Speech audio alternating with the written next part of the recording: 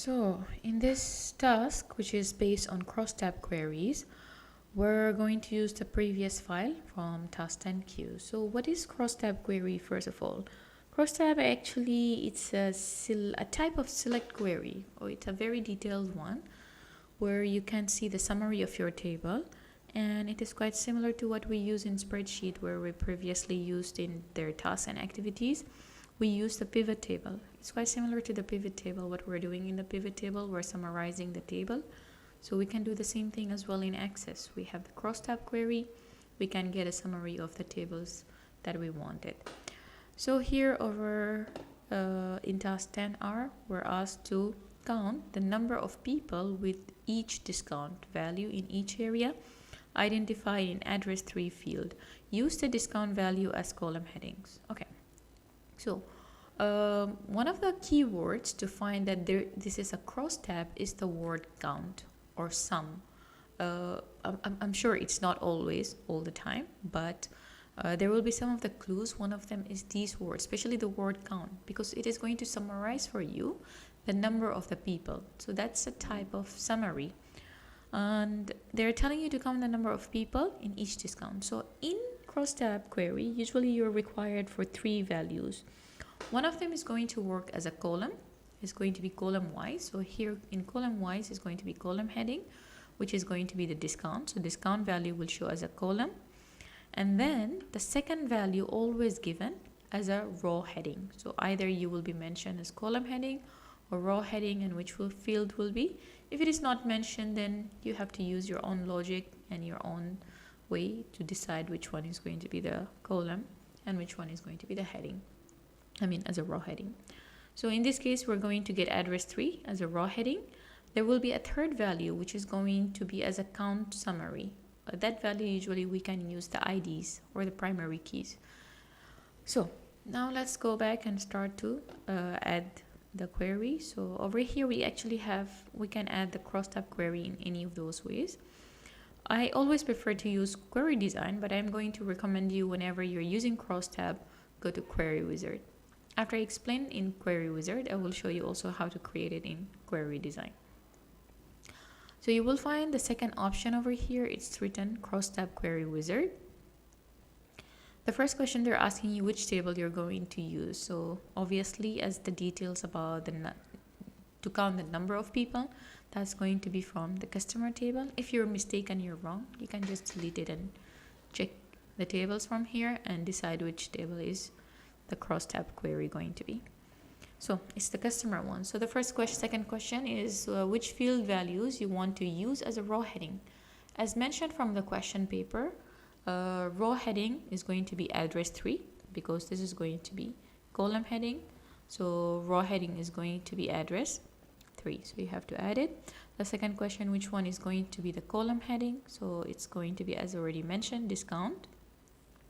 The last value, which is which value you want it to be calculated as an intersection between column and row. So as I mentioned, we usually use the customer ID, which is the primary key. And again, what type of function you want to apply to it. It's already mentioned actually here. We want it to be count function, which is the most common actually in question papers. So let's click on OK. Next, I'm going to name this as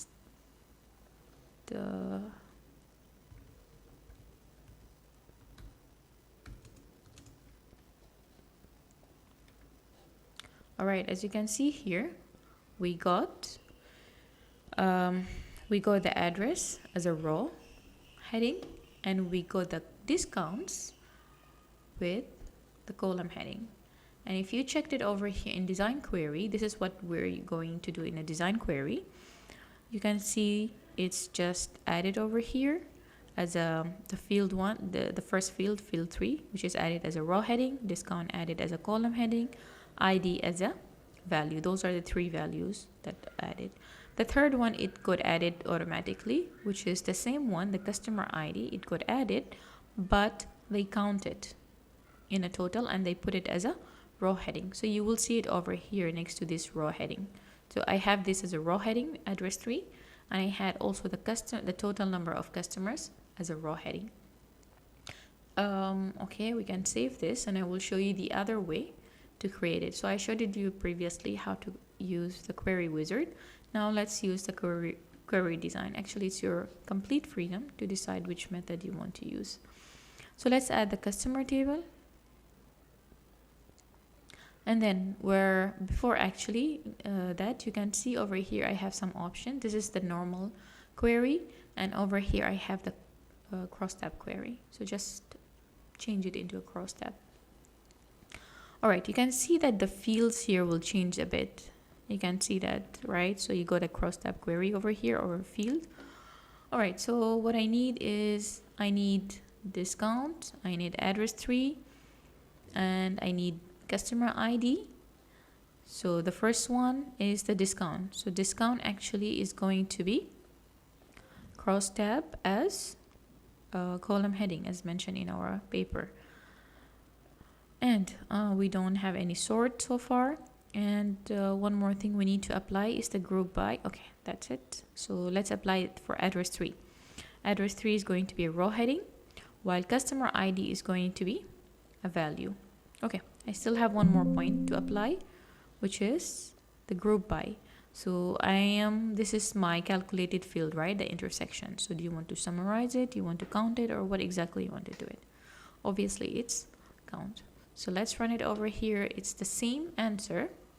So you have the row heading, the count column heading, but the one difference is you don't have this extra total table. You did not get it with the query design, but you got it automatically with a wizard. So it's pretty simple actually. It's just a total number. You can add it. It's just a new column over here. You can say total of customers ID. It's like a new column, you're adding it. So expand it so I can show it to you. So what I'm doing, I'm just using customer ID field, and I am going to put it as a row heading, and I'm going to as well do one thing. I'm going to, all right, let's just check it for now. Okay, I need to add one more point, which is I'm going to count it actually, because we're using the count function. So let's check it now. All right, you can see I got that table over here. In case your past paper told you, like in the later questions, they will ask you not to add the row or column totals, then you shouldn't add this field. So if nothing is mentioned, so you can just leave it over there. So I'm just going to save this one as well, or actually it is the same one, so you can use it either ways. So this is the end of this task. We can move to the next activity in the next video.